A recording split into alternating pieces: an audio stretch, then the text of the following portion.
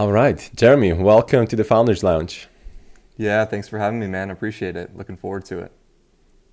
Cool. So Jeremy, you're the CEO of Userp, where you help primarily SaaS businesses scale organic traffic through SEO and digital PR. That's what I was able to learn from your Twitter, your website, and you work with brands like Freshworks, ActiveCampaign, Monday.com, Robinhood, and a bunch of really big names. So I'm actually really curious to learn more about what you do and how you get those clients, and just talk a little bit more about SEO as well, because I think that's an interesting topic that feels quite alien to a lot of people. If you're not very techie, or if you're not in marketing, it might just feel kind of strange how you even do that. So I'd love to dive into that a little bit as well.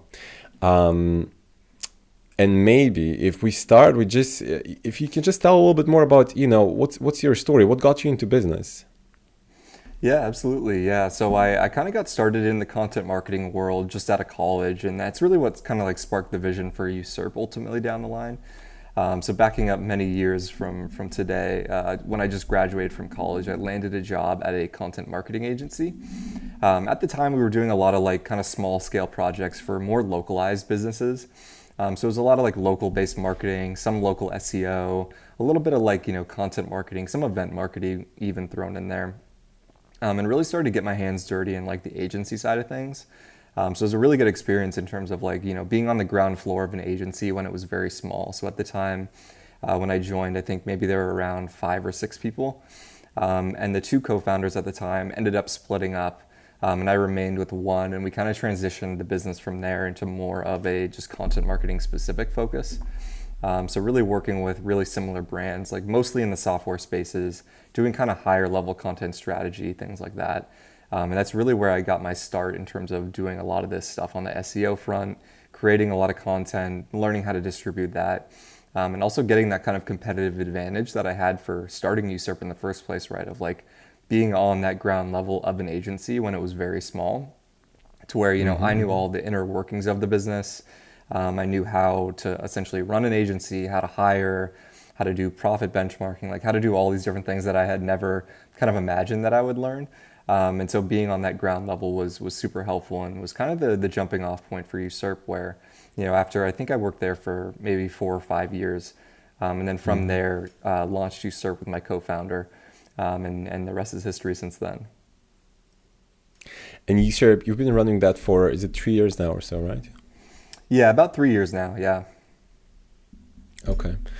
And one thing that I find quite interesting is, well, there's a few things that I want to talk to you about, but one thing is, obviously you have pretty interesting clients, right? I'm wondering what was your story? How do you start as an agency? A common pattern that I see from people is they start maybe just freelancing, and they have one client which they get through connections, and then they do a really good job, and then they get recommended to other clients. But I'm curious, what was the journey for you? Yeah, absolutely. So in terms of like kind of acquiring some of these larger scale clients, we actually landed like a few larger ones at the early stages and kind of upfront. And a lot of this came from some of the stuff we were doing on the previous agency that I worked with. So as I said, I was kind of on the ground level there, where I was doing a lot of content strategy for these companies. I was building a lot of like the needed relationships that you got to have for kind of scaling clients like this. Because traditional like larger enterprise style clients, especially in the SaaS space, they're typically not just going to Google and searching like, best whatever content marketing or SEO agency.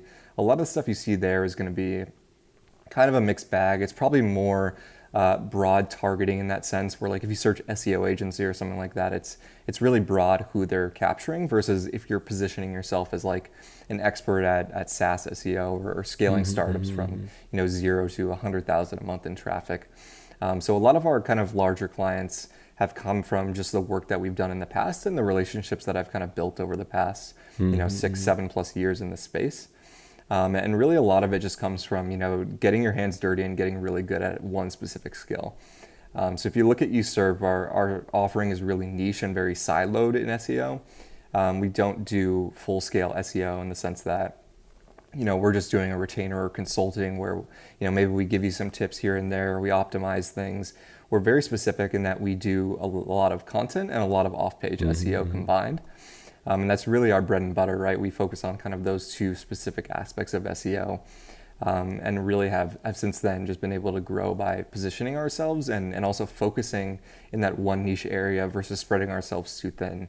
When most people think of SEO, they might think it's just one thing, but it's kind of similar to just marketing as a whole, where there's so many different segments and areas you can focus on within SEO as a whole. And so I think really, diving deep into one or two of those as your main offering, and then just spending, the required amount of time it takes to get good at some of that stuff is just years and years of trial and error, of effort, working with different brands, both small and large, and kind of working your way up to the point where, you are able to pitch some of these bigger companies because you have done the work to get there. And you've also got, whether it's the case studies or you've got things that you can showcase that, hey, I have experience growing sites like this and I can do the same for you. And once you kind of get to that point, it's much easier to meet with some of these larger companies, build those connections over time, and really land some of those bigger accounts. Mm-hmm. Okay. I want to get back to agency, but I remembered we forgot one question in the beginning, which is my fault. But I like to start with you telling me what's two truths and one lie about your life or business. So awesome. What do you have? Yeah, that's a good one. I think I'll go from let's do the business angle. I think that'll be a little more interesting. So I'll just say 3, and then are you going to guess at the end for which one is a lie? Yeah, so I'll try to guess now, but then in the end of the episode, We're going to reveal which one's actually the lie. Awesome. Yeah, sounds good. Okay, here we go. So we hit 1 million in our first year of launching Usurp, fully bootstrapped, and I've never read a business book. Oh man, I love all 3 of them. I'm gonna say you never read a business book, and I'm curious. As the lie. That doesn't mean that one as the lie. I'm picking that one as the lie. Yeah. yeah. That's the lie. We'll see. Yep. It's I might have spoiled it too soon. But yeah, that's the lie. Although there's some truth in it, in that I've only maybe read a couple here and there that I've found interesting. I typically, this is kind of segueing off, but I typically take a little bit of a different approach with kind of the reading of different books. Is like I usually just go ahead and try to do something on my own, and then I find like what's my sticking point with something. Because you really don't know what you don't know until you get started on something. And so reading a business book on if you want to learn about sales, like the best way to do that is just to get on 10, 20, 30, 40, 50 sales calls a month. And then figure out, here's where I'm lacking in skills. Here's where I'm having trouble. Maybe it's like the offering that I'm providing. Maybe it's the closing. Maybe it's I don't know how to follow up. So you really figure out over time by just doing something where your sticking point is. And that's where I think the books become really valuable versus just like, here's a list of 50 of the best business books. Let me read these and hope something comes to mind. I think, finding what you're not good at and using books to kind of replace that knowledge and gain more insight is really helpful. So I really, I don't read all that often. I really just try to find, what do I suck at and how can I read and find specific books in that space that'll, help take me to the next level. That is really interesting. Do you learn a lot from, do you have mentors or peer groups or, people that you learn from? Yeah, it's a good question. So I'm a part of a kind of a smaller group called Rhodium Weekend. So this is an invite-only conference. I think it's for business owners that are doing anywhere from 7 to 8 figures a year. And this is a nice small group of folks that are kind of in similar spaces to me. And I like the smaller group format versus versus a one-to-one. I don't have any kind of direct mentorship in that sense. I like kind of small groups to see different perspectives, maybe see who's been there before.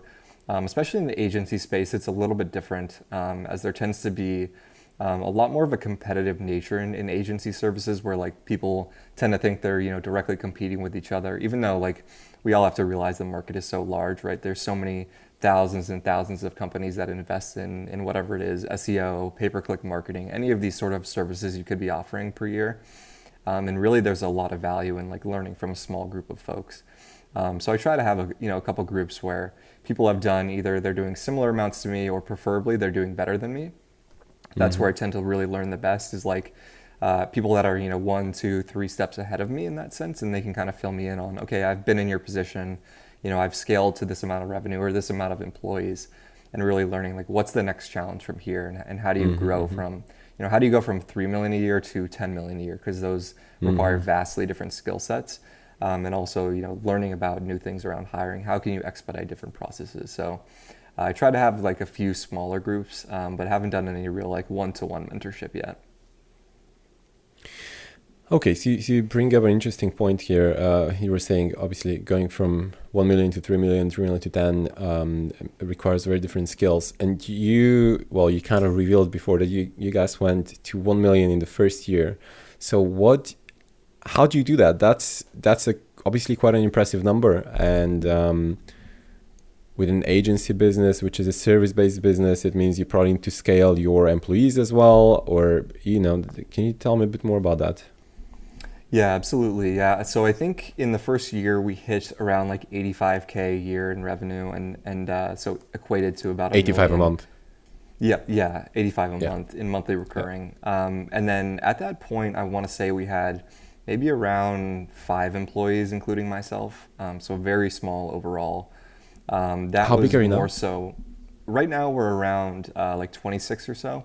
And kind of growing month over month. So I could be wrong on the number. It could be a little higher at this point. Yeah. But growing month over month in that sense. And early on, like, I think one of the challenges is I was doing pretty much everything at that point, right? So like having, 80 plus K a month in monthly recurring, only a couple employees, including myself. I was ending up doing like pretty much everything. And really, most of the employees that we were bringing on were just extensions of my own knowledge in that sense, where I had to train them up. I had to educate them on how we do processes and systems, how we do these specific things for clients, how to get projects done. And so my time was really tied to the business very directly in that sense, where if I didn't show up one day and I didn't do the work, clients would be emailing us and saying, "Hey, what's going on here?" Like, et cetera, et cetera. And so at this point, it's since scaled to where I've been able to obviously replace myself in a lot of the day-to-day, and my time is really just focused on brand, high-level sales, and kind of enterprise contracts, things like that. And so I don't know what are usually the agency numbers, but like 85K a month with 5 employees, it sounds like pretty good revenue per employee, right? For an agency business, I think. Yep. Yeah. At the time, it was definitely, and like I said, like it tends to go that way in agencies where, like, at least in the early days, you'll probably have less employees and higher revenue because you're probably doing most of the things, but you realize, like, when you're trying to replace yourself out, you don't need to just hire one person. It's typically like you're doing the jobs of maybe 5 or 6 people if you're a founder in an agency. And so you realize that, when you do scale, like, you are going to sacrifice a little bit of revenue, probably a little bit of take-home income too.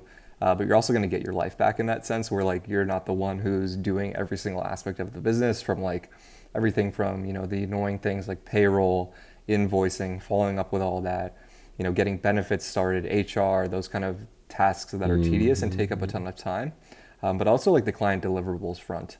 But yeah, it was pretty good, at least early on, in terms of the revenue per employee, things like that.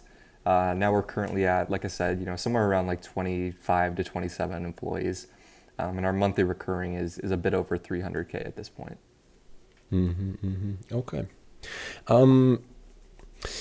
How much do you think about differentiation in the beginning? So that's one thing that I think about quite a lot, because sometimes it feels like, again, I don't know so much about agencies, but especially if you build a SaaS, right? If you build a SaaS business, which is like typically global and infinitely scalable in theory, and you can advertise it everywhere. I think differentiation is often really important. Like, how do you position yourself in the market? With an agency, I guess the situation is a little bit different, but it often feels like there are a lot of agencies out there, right? And it often feels like it can be quite hard to gain market share. You've obviously done really well. So I'm curious, how do you think about that? Yeah, it's a really good point. Yeah, especially in the marketing kind of services agencies, you'll see there's just so many. Like, if you go to a site like Clutch.com or Design Rush, where you can kind of see various different agencies. This is kind of like from a vendor perspective. Like, if you were looking to hire a marketing agency, maybe you'd go to clutch.com and see like, what are these agencies in these different areas that have expertise.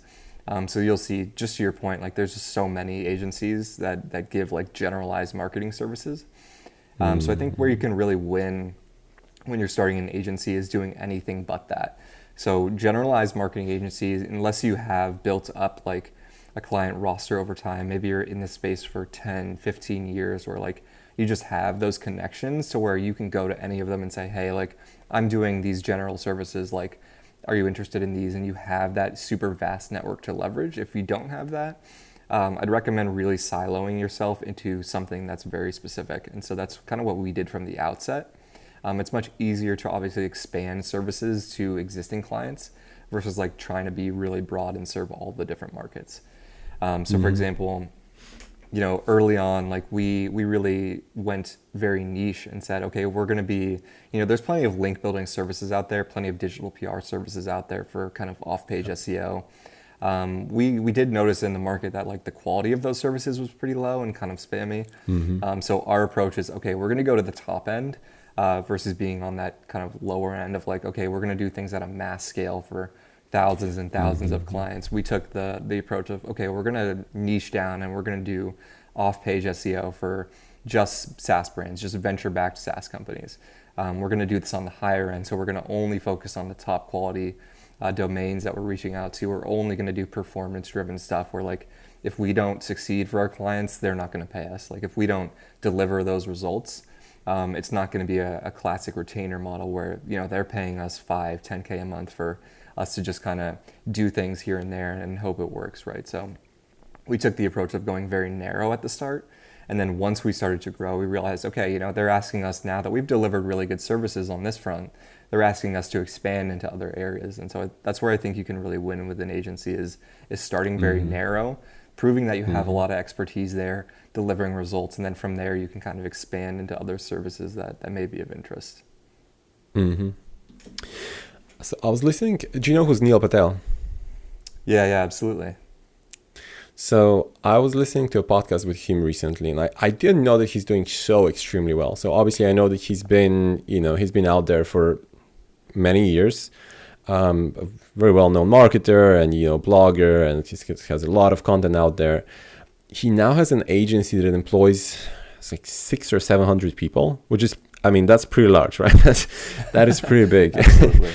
Yeah. And they grew to 600-700 people in, just say 4 years, maybe 5 years. So that's insane, right? That's mad. And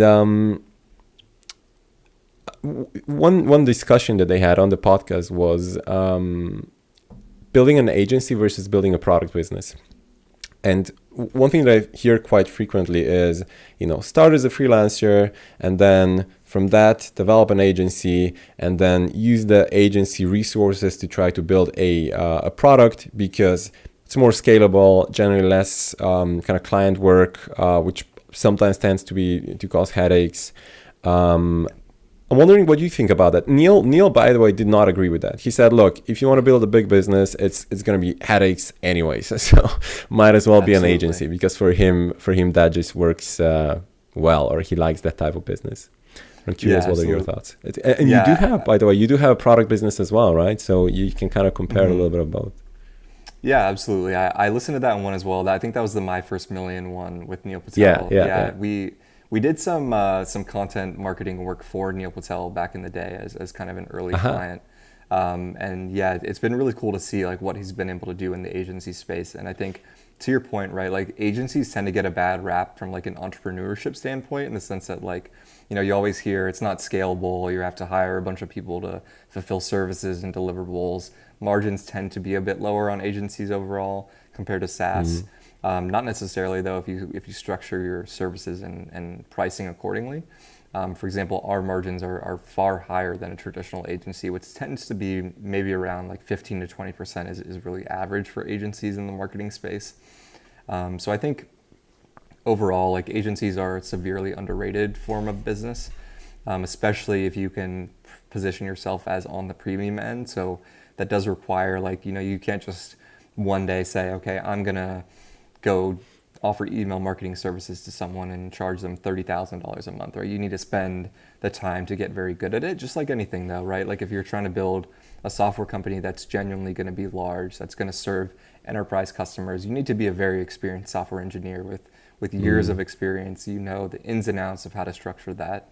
And so it's the same with agencies. Like if you want to be on the higher end, I think you just need to know that going in, and also know that like, you know, where you want to take this, right? So you could start as a freelancer and kind of slowly expand from there.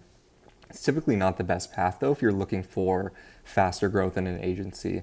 So you really have to know going in, like, is this something you want to be like a smaller time thing where like, you know, maybe it doesn't take up much of your time, generates a nice cash flow or income for you, but maybe you have other projects you want to explore, then keeping it small is totally fine and there's nothing wrong with that.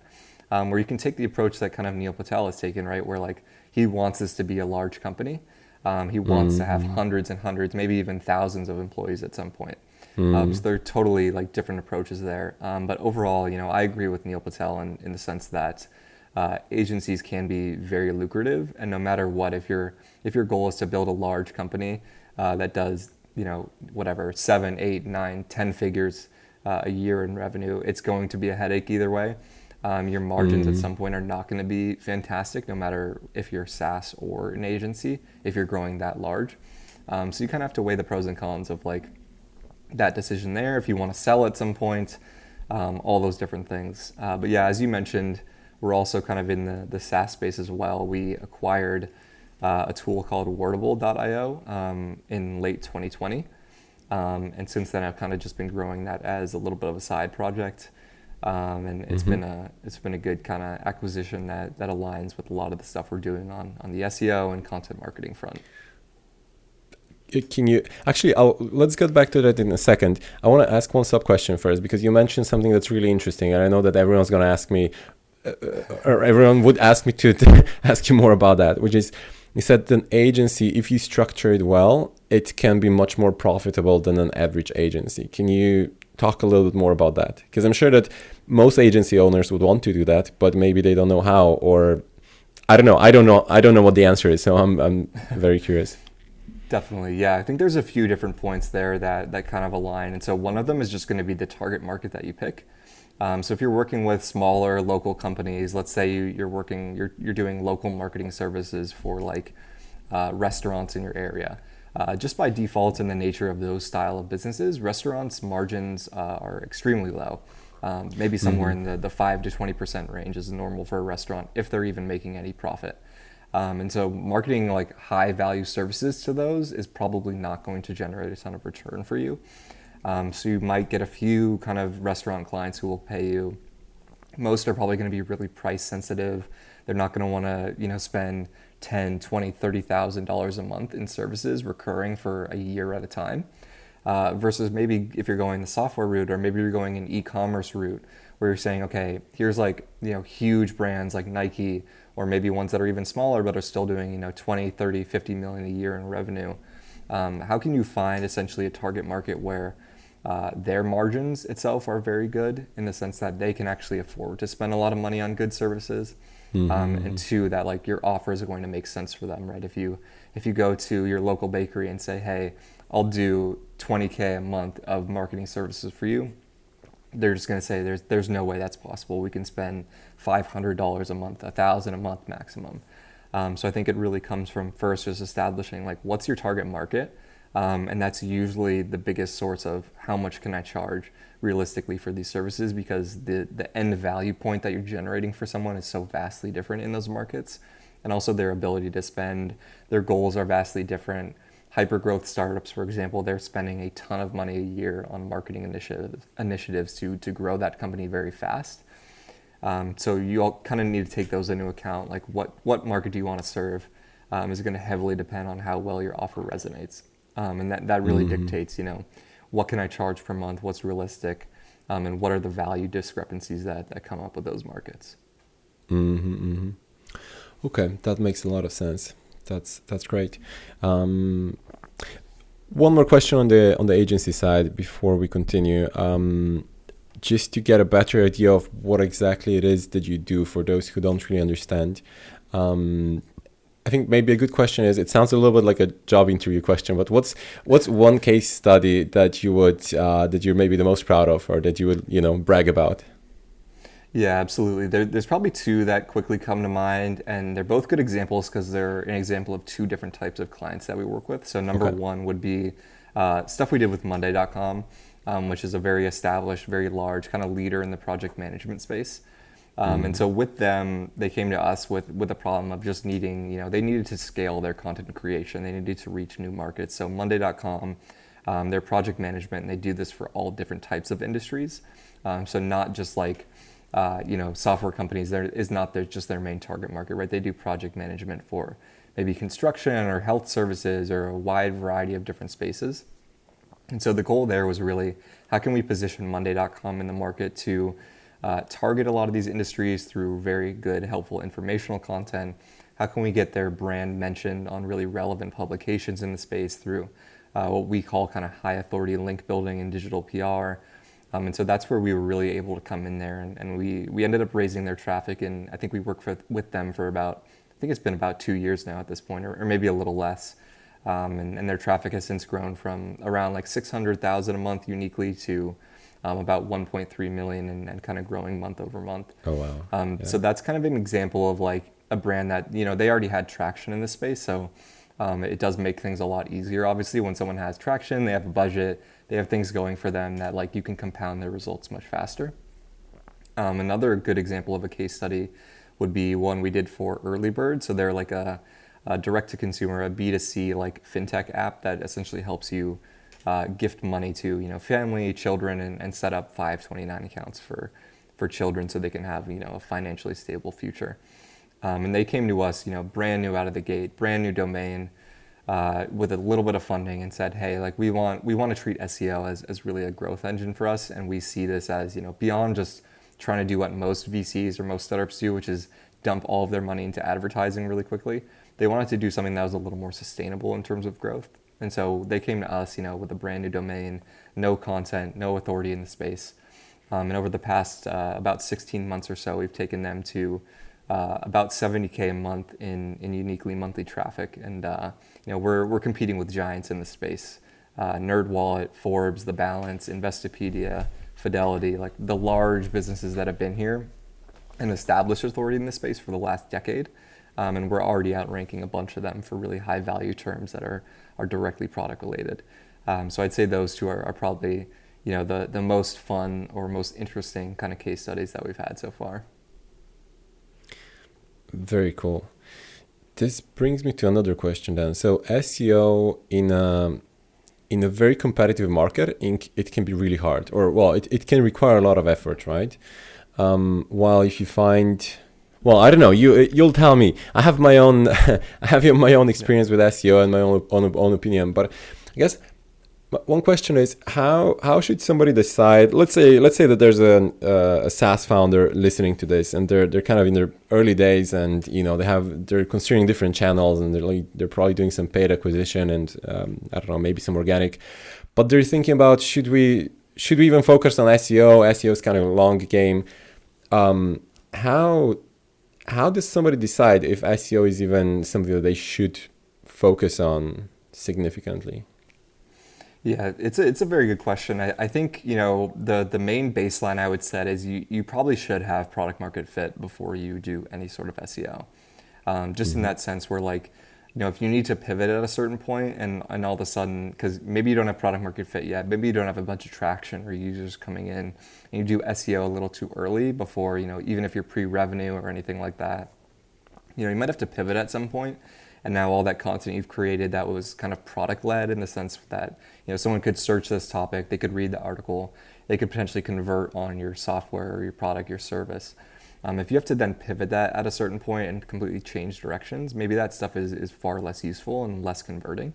So I'd say making sure you have a baseline of users, of product fit, you've established something in the market where people have at least tried your product, you're kind of seeing traction and growth over time. So I'd recommend that. I'd recommend having most likely at least 10K a month in recurring revenue before you invest anything into SEO. Because it's gonna, you don't want to invest $500 a month in SEO by paying someone. It's just not going to generate results. You really need to go into it knowing that like this is an investment in my brand over the long term. And so that's where some of the PMF comes into play, right? Like you need to know like, okay, we've established some sort of spot in this market. We know over the next 5-10 years that like we can grow into a larger company. We can acquire these types of customers and users. And that'll give you an idea of like, okay, now it's really time to put the foot on the gas and target some of these SEO terms and other things where, you can create content around this space.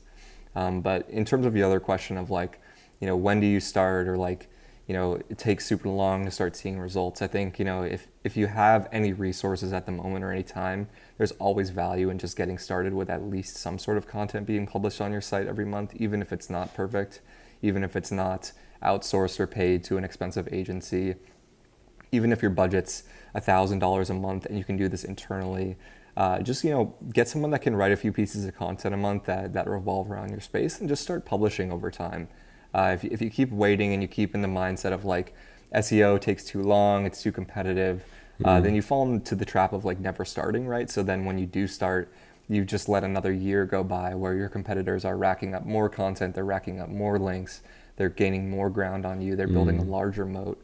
So I think really just if you can now, even if it is early, even just take some of your own time, right? If you're a founder and you're looking to get started with SEO, maybe just spend, 1 day a week and just write a couple blog posts, or write one good kind of long form piece and publish that on your site, and then give it a couple months. And once you've built up a library of, maybe 30, 40, 50 pieces of content, you can kind of see what's sticking. And that'll give you an idea of like, where are some of those early points where I can get even more traction. And I think people tend to underestimate, like they see a site like NerdWallet and they say, okay, I'm not even going to enter the space, I'm not even going to compete. But the fact is, like, they've published so much content that it's almost impossible for them to update all of their content. Maybe they have 100,000 pages of content on their site. Like, not all of those keywords are going to be their main target. So your job there is really just identify, like, what are these ones they're ignoring? What are these ones that they haven't refreshed in 5 years? Those are your opportunities to really come in the space and start to win against larger competitors that seem untouchable. That's a very good point. Yeah. What else should somebody do? So I think that's a really good advice, right? So just think about what your audience might be interested in, preferably ask them as well what they're interested in. Hopefully you know them well enough that you know what they're interested in, and start writing content about that. Is there anything else that you would suggest that somebody can do, in-house on their own, or I guess with a small team, to get ready, I guess, before they're ready to actually hire an agency like yours? Yep. Yeah, absolutely. I'd say to get ready is just kind of like what I said earlier, like just start publishing some stuff and get some stuff out there. If you're starting from scratch with an agency, in the sense that, maybe you have 0 content published on your site, you have nothing kind of ranking at the moment, and it's just a website that has a couple pages, maybe it's your homepage, the about page, what you do, things like that. If you're kind of there right now, just focus on getting at least, 10, 20, 30 pieces of content published on your own. Even if they're subpar quality, even if they're not great, like just get some sort of authority established in the eyes of search engines, because there is a little bit of what's referred to typically as a Google sandbox, so to speak, where like, you publish a lot of stuff for a couple months, but nothing really happens. You're kind of just sitting there like waiting for Google to really pick up some of your content, decide if it's good quality or not, decide if it's able to rank for some of these keywords. And so if you're starting from really baseline scratch without a budget, doing that on your own can help circumvent that when like it is time to go outsource to an agency. When it is time to scale up, you'll already have a little bit of that foundation, and you'll see results much faster in that sense versus really starting from scratch, where like the first 2 months with an agency, you're probably not going to see anything. And obviously going into that with like a long-term mindset of, this is probably going to take me 6 months to realistically start ranking for really high value keywords. So keeping that in mind obviously as well. But when you're working with an agency, if you're going from scratch and it's been a couple months and you haven't seen anything, it's pretty tempting to just get a little antsy or get into that panic mode of, we're not seeing this bearing fruit just yet. So if you can really do some of that on your own, you can kind of circumvent that and have results a bit faster when you do decide to scale up. Okay. Okay, so this is content. Now, then, from my experience, there are two other parts of SEO that are important. One of them that you're focused on as well, and then the other one that I think it's not so much your thing. So one is just technical optimization, right? On-site optimization, which I think is often a low-hanging fruit, because I think it's quite clear. I mean, you can find a checklist of, I don't know, 100 things that you need to optimize on your website. There are all sorts of tools that you can test your page, and you just need to do it, or hire somebody to fix it for you. So, well, I'm curious what you think about that. To me, that seems like usually a relatively quick win. Yep. Yeah, absolutely. Yeah. So we think of SEO in like three different buckets. So number one being like the technical foundational side of things, like you said. Number two being the content, and number three being the off-page, like link building, PR Exactly, style. And so for the technical, we typically don't do like, if a client comes to us and they're just looking for like maybe a major technical SEO overhaul or audit, we don't typically do those in of themselves. We do those as a foundational though for any client that comes in the door, because if you don't have a technical foundation set up, nothing else really matters, right? If your site is not structured properly, if it's not fast, if it's a really bad user experience, if people are just going to click on your content and say, wow, this site is like super hard to use, to navigate, I don't know how to find anything, they're just going to leave really quickly. And that's just going to send really negative signals overall. So any work you do on like the content, link building front is going to be less effective overall. So yeah, we highly recommend, get a foundation going on your site, right? Like make sure it's fast, make sure the content has really clean code, make sure that you're optimizing and compressing images, make sure that your information architecture is structured well so that people can navigate and find stuff that they need. Make sure you're internally linking content together so that search engines can kind of understand, what's related or what's in this grouping or category. So doing all those things is definitely a key foundation. Okay, cool. And then, and I can link to some tools that you can use. So in the podcast description, I'll link to some tools that you can use to just run your website through that, and it kind of gives you the basics that you need to do. And I think that's, especially for somebody who's just starting, that's more than enough. And then link building. So that's an interesting one. That's, for me, that's probably the most challenging part of SEO. I think there's, you can find all sorts of how-tos online, how to actually get links. You can buy some sketchy backlinks on Fiverr for like $10. You can ask your friends to link to your page from their blog that doesn't get any traffic and probably doesn't really help you much. So can you talk a little bit more about link building? Like how, what is that and how do you actually approach that properly? Yeah, absolutely. Yeah, those are definitely some common recurring themes. I think the most interesting thing about link building is kind of what you just said, right? Is that it is so difficult to scale link building, and it is very difficult to acquire backlinks from really high level authoritative websites. And that's what I think makes it such a powerful ranking factor, right? It's like, if anyone could do it, then it wouldn't be very valuable. It wouldn't be a good way to differentiate different brands from one another, right? So if anyone could just fire up an email and shoot it to HubSpot or GoDaddy or any of those sites for that matter and just say, hey, like, can you link to me here? And they just said yes to all of those links would not be worth much because anyone can get them. And so the value that comes with it starts to diminish. And so I think that's why link building has really persisted as such an impactful ranking signal. It's really almost a proxy for brand awareness in that sense, to where, if a good site is linking to you, it typically means they have trust in your content, they think it's valuable, they think it's going to be helpful for their own readers, they think it's worthy enough of giving that mention or authority. So link building is really a key aspect of SEO and a differentiator and really a brand builder in that sense.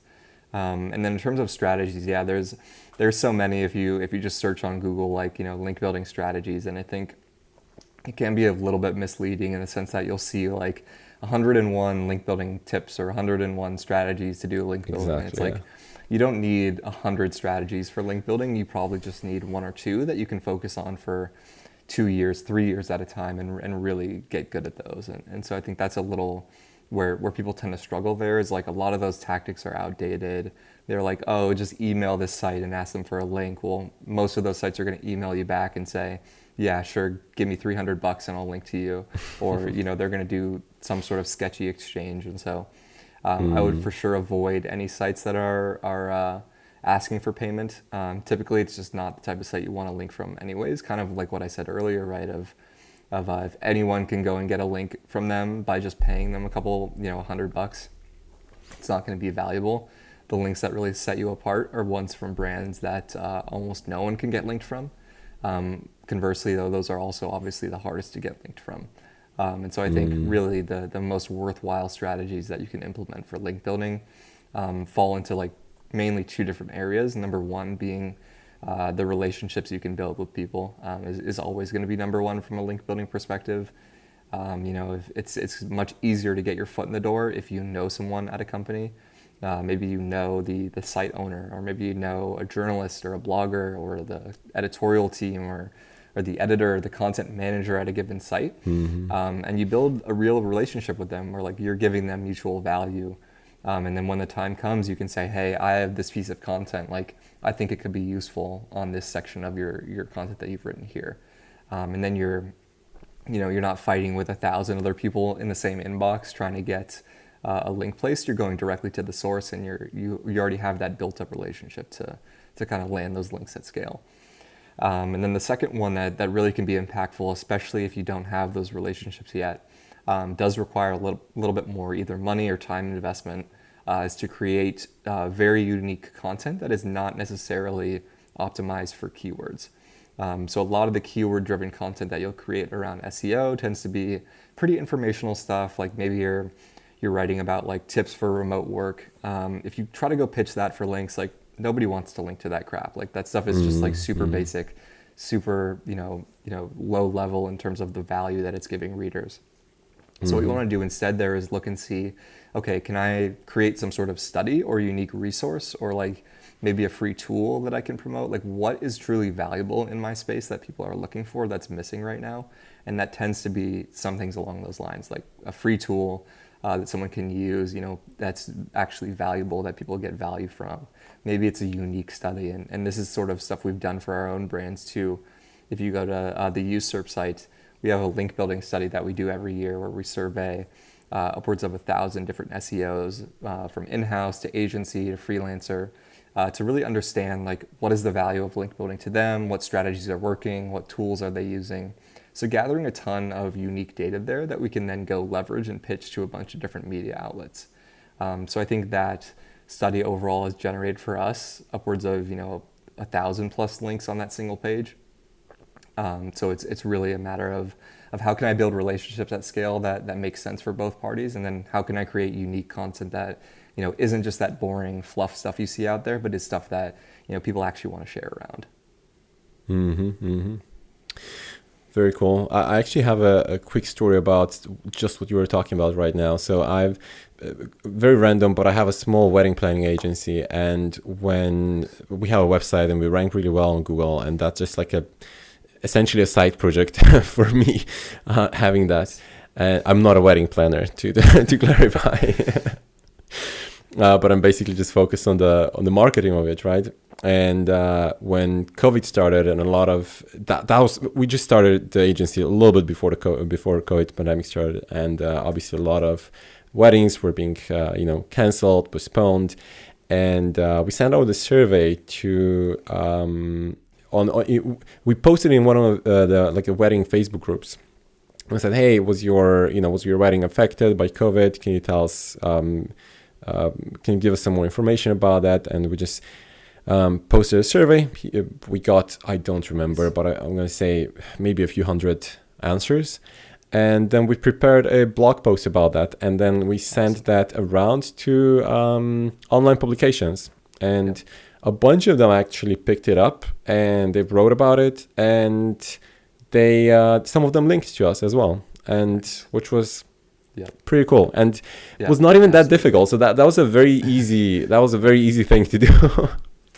Yeah, that's fantastic. Yeah, that's one of the routes I highly recommend if you're kind of doing this from scratch, especially, or maybe you have a smaller budget, is like just throw together information like that, right? Like find where you can scrape or source information, survey people in your niche, work backwards in the sense that if you're doing this in a given space or your niche, identify like 10, 20, 30 sites that you think would be really impactful for you to get a link from, to get a brand mention from, something along those lines, and just say, okay, what topics are they covering that relate to my business or my niche? And now let me go create a survey around this that has valuable data, like you did there, you know, finding, can I survey people on whether that's maybe a new industry trend or maybe it's relevant news or things like that you kind of tapped into. You know, anything around current events can be really impactful too. And really gives you an opportunity to, like you said, generate a ton of really good quality links from domains that if you tried to just email them and say, hey, let me get a link from you here, or can I, you know, write a guest post for you, they're just going to mark you as spam. But if you come to them with something valuable that they can reference and they can report on, that's where you're going to see the biggest wins. Nice. Okay, so we kind of skipped Wordable, but can you talk a little bit more? Wordable is your it's a SaaS product, right? Yep. Yeah, it's a SaaS product that it takes Google Docs and exports it to your CMS in one click. So if you're publishing like blog content at scale and you're kind of working with a team, you can just write your stuff in Google Docs and then click a button with Wordable, and that basically just exports to your site on WordPress, HubSpot, or Medium. We're also working on some like e-commerce site integrations for Shopify and BigCommerce.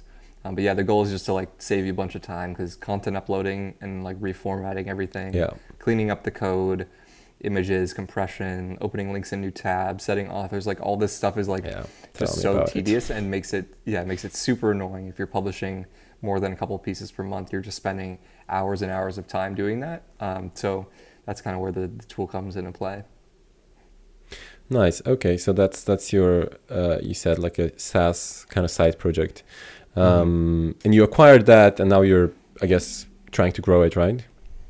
Yep. Yeah, we acquired that in 2020, and since then I've kind of revamped the product a little bit. So at first it was really just Google Docs to WordPress when we bought it. It was pretty basic in that it didn't do a whole host of other features besides like kind of cleaning up the code a little bit, formatting it a little bit better. So since then, I've kind of expanded what the product does, and then obviously moving it into different areas. If you had a CMS in like Contentful or HubSpot, Medium, just so that you have, you know, that diversity of product where, you know, if one day WordPress decided to make it easier, which I don't know why they have not done this yet, but make it easier for you to copy stuff directly from Google Docs into WordPress without there being a ton of formatting issues, just to diversify the product there so we have some sort of runway in case that happens. But yeah, like I said, we acquired that in 2020, and it was around a 6-figure acquisition, so not small by any means. And the brand was doing pretty good in revenue. We kind of had to shift the target audience a little bit and focus more on like enterprise style companies. Was really where we wanted to go for this, is who we see generating the most value out of it, versus, you know, if you publish 1 to 2 blog posts a month, you might not get the most value out of it because you know, that's not a whole lot of time. But if you're publishing 100 pieces a month, if you have a ton of clients and you're an agency and you're publishing hundreds and hundreds of pieces of content over the course of a year or so, like it's just going to save you quite literally like an employee or two in costs, right? So like you might not actually have to hire someone dedicated to do this, or you don't have to pull in someone who you're paying a significant amount of money to spend hours and hours a week uploading and formatting. And so since then, we've kind of just expanded it into new kind of target markets and ideal customer profiles since then. And it's been a good kind of, you know, secondary addition into the agency space, because a lot of the folks that use Wordable is just already a good fit for Userp too. So it's kind of a good tripwire in that sense, right? Where you know, we can get folks in the door at Wordable for 50, 100, a couple $100 a month, compared to just going to them cold and saying, hey, if you want to sign up for 10, 20, 30K a month marketing services at Userp, it's a good tripwire in that sense to get our foot in the door, build relationships, and kind of get those discussions started that, you know, they may have not happened before. Okay, that makes sense. So it's strategically, it just made sense for you to have that, to own that. I'm curious, did you have a plan, you know, when you acquired it or when you were considering to acquire it, did you have a reasonably clear plan of how you're going to run it or change it or grow it. And I had a very interesting conversation with a friend of mine recently. So he started an e-commerce business. He sold it recently for around €1 million. And since then the sales have tanked. And he's just a few days ago, we were sitting in front of his laptop and he was showing, he's like, look, they changed this, that's a mistake. They changed this, that's a mistake. They changed that, that's a mistake. They're just making this really not smart decisions about how they're operating the business since the acquisition. And I was like, yeah, I mean, I'm not surprised if they don't know how to run this kind of thing. You might think that you're making smart changes, but actually, if you've never run that before, maybe you're making very stupid changes, right? So I'm curious, how was that experience for you?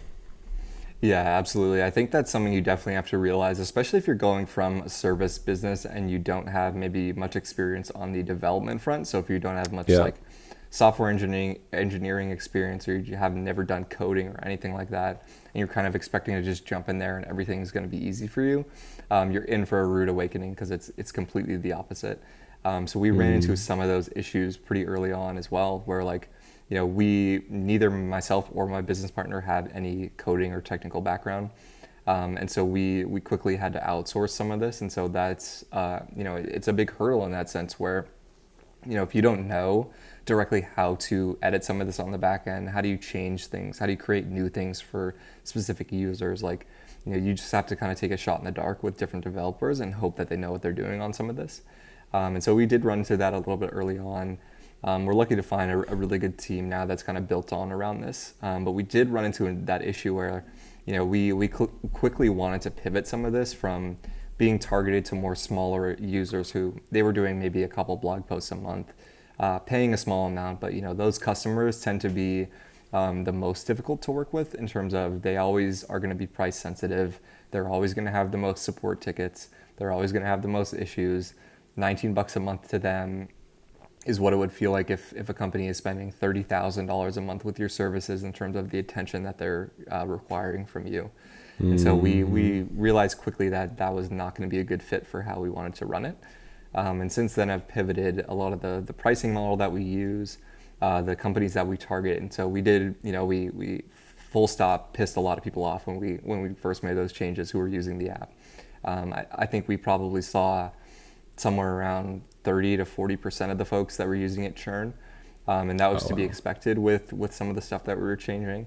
But almost within, a month or two, that was replaced with new folks and new enterprise accounts that we were looking to target. And so that was kind of strategic in that sense. But if you don't know what you're doing, or you don't know the market, and you kind of just try to change it based on a few hunches versus we know folks in the space need this, we've got those contacts already, I think you can get in some really hot water really quickly.